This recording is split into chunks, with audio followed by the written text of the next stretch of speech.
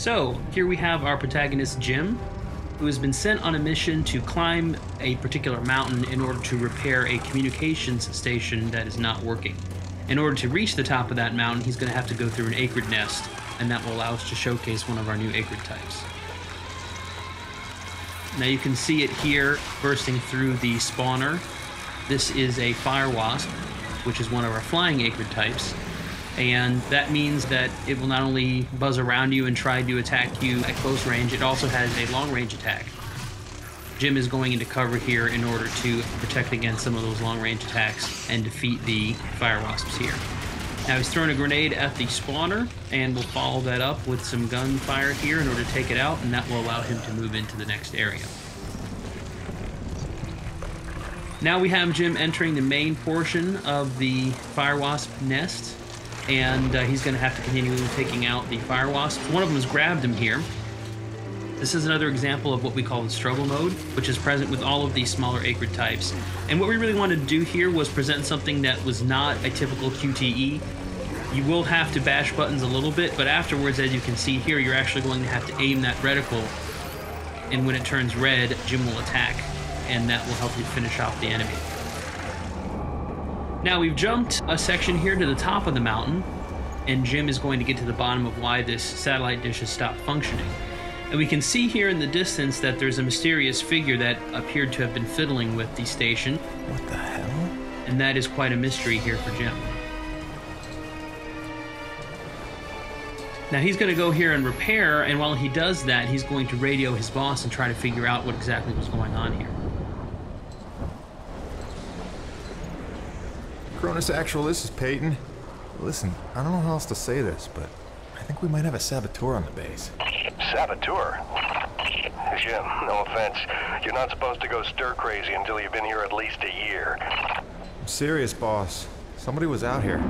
All right, Jim, I believe you. First things first, head into the relay station, raise the satellite dish, and call up the tram. So as we can see, there's something not quite right about the situation, but Jim's got to focus on his mission. He's now pulled the lever that is going to put this communication station back into operation, and we get a nice, cool reveal here of the main portion of the satellite dish.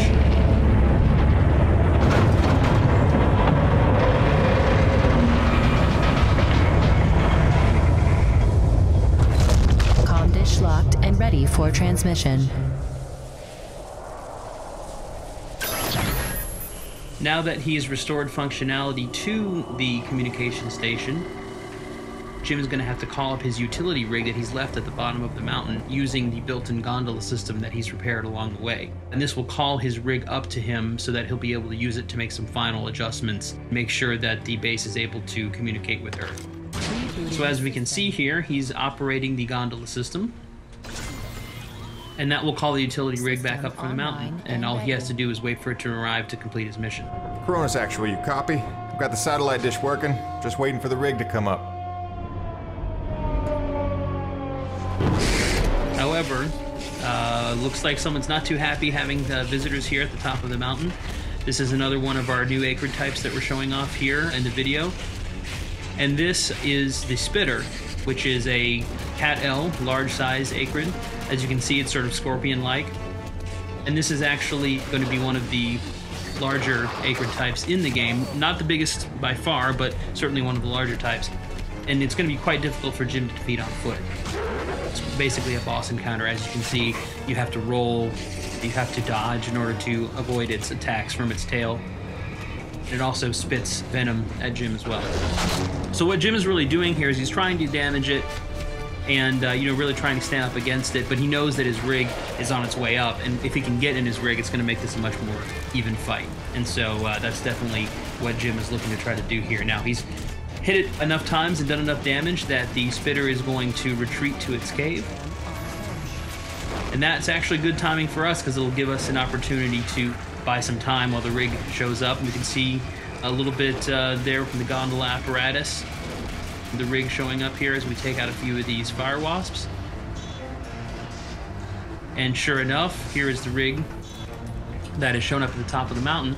And now all Jim has to do is get in it, and we're going to try to finish off the spitter that we saw a few minutes ago.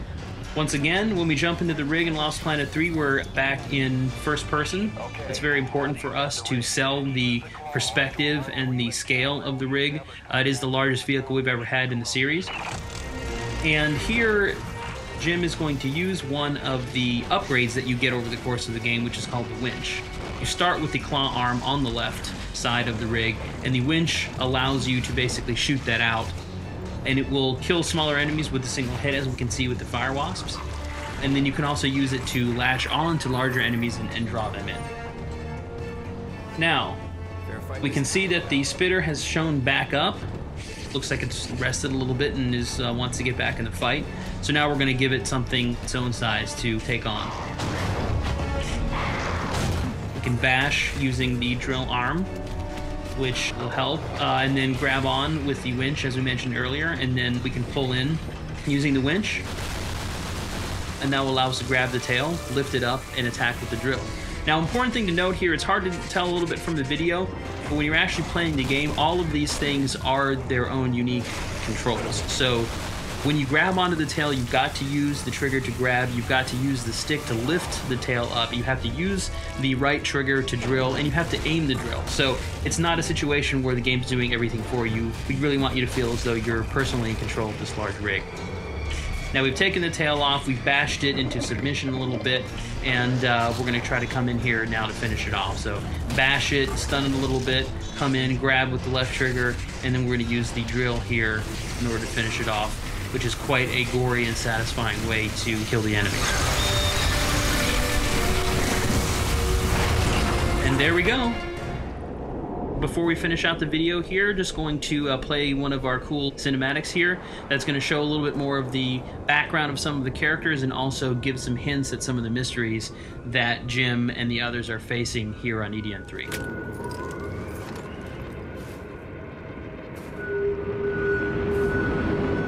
Dr. Roman?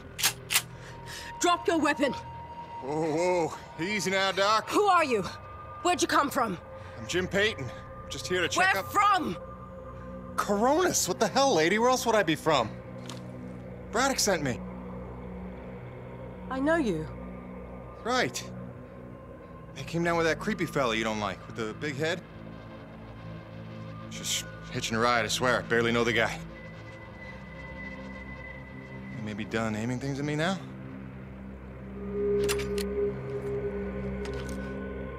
Braddock sent you? I want to make sure you're okay. See if you needed any help. Touching concern after all these months. To what do I owe such an excess of caution?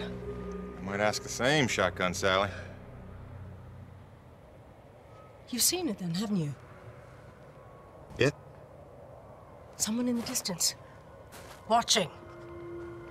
Hard to know what I saw. They say folks start to crack up. Out here in the white too long? Perhaps. Do you feel cracked? Can't say as I do. Then there's something the old man's not telling us. You realize that? Trying not to. I know how it is. You didn't come here to ask questions. But believe me, James, this place has secrets. Keep your eyes open, or they'll sneak up on you when you least expect it. It's all good and ominous, Doc. I'm just here to do a job. That's convenient. I've got one for you.